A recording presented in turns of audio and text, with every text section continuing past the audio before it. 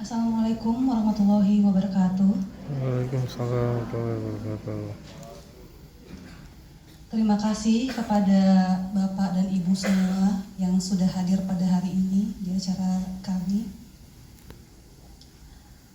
Saya perkenalkan dulu, saya adalah Mayang Putih Seruni. Saya adalah cucu dari Bapak Ali Akbar Nafis. Sekaligus sebenarnya saya ini murid tidak langsung dari beliau.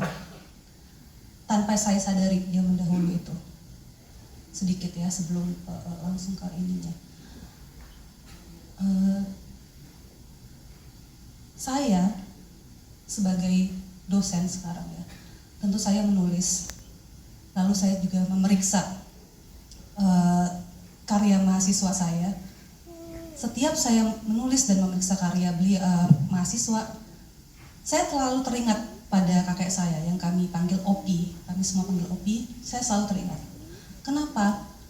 Karena saya ingat dulu saya suka bikin cerpen, waktu saya kecil bikin cerpen. Saya kasih sama kakek saya, sama Opi, dan beliau itu selalu dengan serius mengoreksi. Padahal saya itu waktu itu baru SD ya, SD juga ya namanya anak SD itu belum serius lah buat cerpen. Tapi beliau selalu dengan serius mengoreksi. Sampai saking seriusnya saya jadi ingat gitu. Koreksian itu saya ingat. Sampai sekarang ketika saya mengoreksi tulisan orang lain dan mengoreksi tulisan saya sendiri, selalu ingat pada kakek saya karena saya ingat ini dulu beliau yang ngajari saya gitu. Teknis-teknis penulisan itu beliau yang ngajari saya secara tidak langsung karena mengoreksi tulisan anak SD itu gitu. Jadi saya selalu teringat kembali kepada kakek saya. Cuman ketika saya mengingat kakek saya, sebenarnya dulu saya itu mengingat beliau itu lebih sebagai kakek yang penuh dengan kasih sayang. Saya mungkin baru menyadari sekarang ya. Dulu saya sangat sayang pada kakek saya, tapi sekarang saya baru menyadari bahwa beliau itu penuh dengan kasih sayang. Sangat-sangat penyayang pada cucu-cucunya. Itu yang paling saya ingat. Saya ingat kalau saya pulang sekolah, saya pulang beliau ada di depan pintu, di teras rumah, sedang duduk sambil baca koran, minum kopi. Dan saya setiap cucunya ya yang pulang harus cium pipi dulu. Harus cari Opi, cium pipi. Selalu setiap hari seperti itu. Yang saya ingat dari kakek saya adalah itu. Tapi kemudian saya mengingat apa ya selain itu yang membuat saya teringat pada kakek saya gitu. Karena beliau itu meninggal ketika saya umur 15 tahun. Jadi ketika umur 15 tahun itu tentu tidak banyak yang sebenarnya yang saya tahu tentang kakek saya kecuali kasih sayang beliau. Tidak banyak yang kami pun kalau ngobrol tuh pasti hal-hal yang remeh-temeh sekali gitu kan. Tapi dengan membaca karya beliau gitu, saya jadi lebih kenal sama kakek saya gitu. Ya. Saya lebih kenal sama kakek saya seperti apa. Melalui cerpen-cerpen beliau saya jadi tahu apa sih yang membuat kekhawatiran dari kakek saya, ketertarikan kakek saya sama sesuatu. Saya jadi tahu dari sana gitu. Nah, saya itu sebenarnya sebagai orang yang menulis puisi juga ya, saya kebetulan juga menulis puisi dulu waktu masih kecilnya, masih muda, remaja, menulis puisi. Saya agak malu mengakui kalau saya itu terlambat baca buku puisinya beliau. Saya lebih banyak baca ke buku cerpen dan novel, tapi buku puisi itu saya agak terlambat. Tapi begitu saya baca buku puisi beliau, ada hal yang berbeda yang saya dapatkan dibanding dengan saya baca cerpen dan novel, dan itu benar-benar menyentuh hati saya dalam level yang berbeda. Kenapa? Karena saya lupa ya sebagai orang yang menulis puisi bahwa ada perbedaan antara berpuisi dengan menulis cerpen, esai atau novel. Perbedaannya adalah entah mengapa menulis puisi dan membaca puisi itu level lebih personal, lebih personal. Di situ saya merasa bahwa ketika baca puisi, buku puisi kakek saya merasa saya tuh lebih dekat dengan beliau. Saya merasa seolah-olah beliau tuh masih ada gitu. Sampai level itu, saya merasa bahwa beliau tuh masih ada, masih bersama saya di dalam hati paling tidak. Saya merasa adanya koneksi karena Saya kan sama-sama menulis puisi, saya juga menulis puisi waktu saya masih remaja.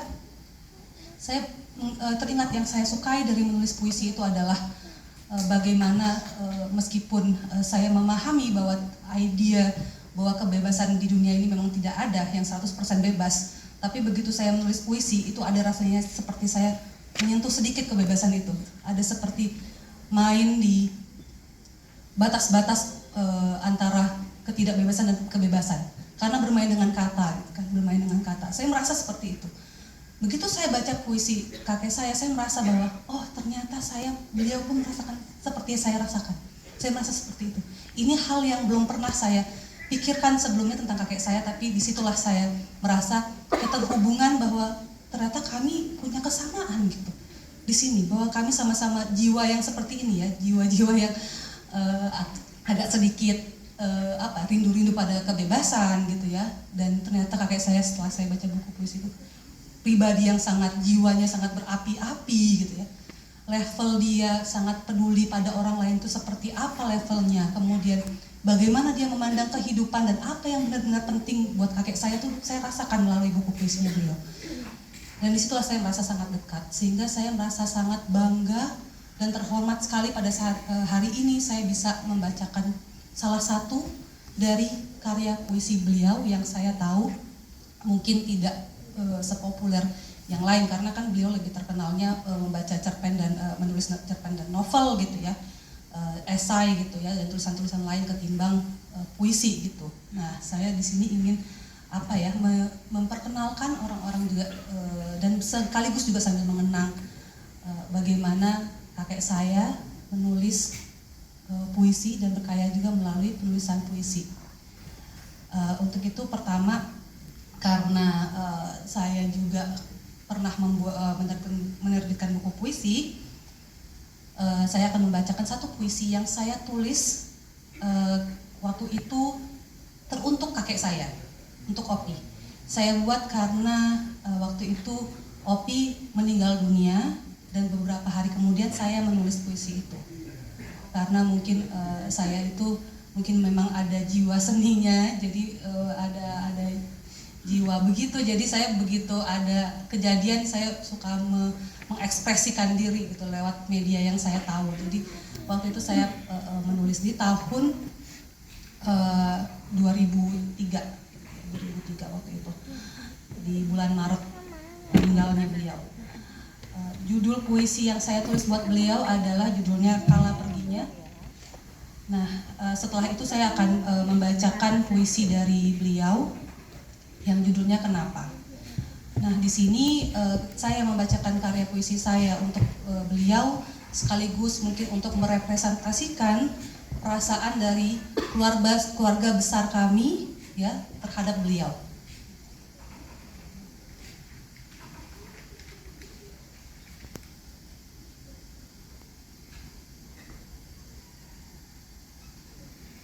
Kala perginya. Persembahan untuk Opi tercinta.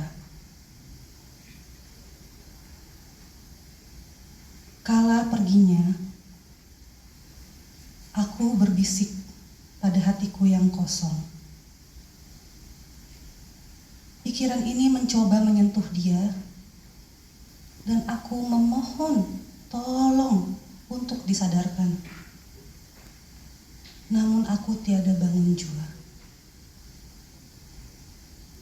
Lalu pada malam-malam itu, mereka menyampaikan pula apa yang olehku diabaikan. Aku merasa pilu ini menyengat. Kemudian mereka menamparku. Selamat jalan Opi, doa kami menyertaimu. Amin. Padang, Maret 2003.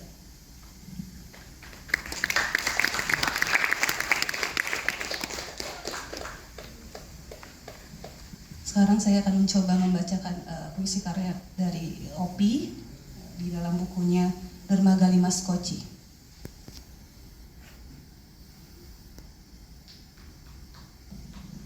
Puisi ini saya yang pilih dari buku ini karena saya merasa ini salah satu yang merepresentasikan bagaimana kakek saya kepedulian beliau bukan hanya berkasih sayang kepada kami keluarga, kepada cucu, anak semua, tapi juga kepada orang lain, kepada bangsa, kepada semua. Bagaimana perasaan beliau tertumpah. Puisi ini ditulis sudah sangat lama sekali, sudah sangat lama. Tahun 1948 baru merdeka kita, sudah sangat lama. Tapi saya merasa masih sangat familiar dengan pesan yang ingin disampaikan sampai saat ini. Judulnya Kenapa?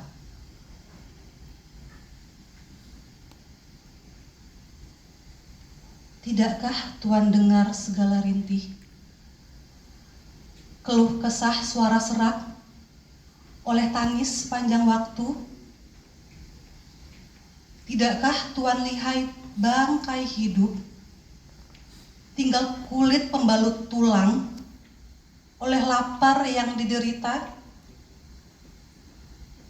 Dia telah jauh di lambut ombak nestapa, sedang Tuhan bergembira di benua bahagia.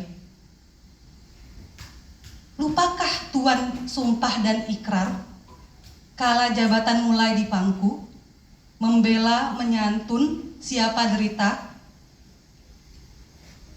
Lupakah Tuhan jaya yang tiba, karena jabatan ciptaan sorga dalam dunia, setelah muluk janji yang diberi? Megah Tuhan sekarang, buta pada yang terang. Dalam nikmat Tuhan kini, lupa pada janji. Dapat Tuhan bermegah, lupa sengaja pada sumpah. Kenapa? 1948. Terima kasih. Assalamualaikum warahmatullahi wabarakatuh. Waalaikumsalam warahmatullahi wabarakatuh.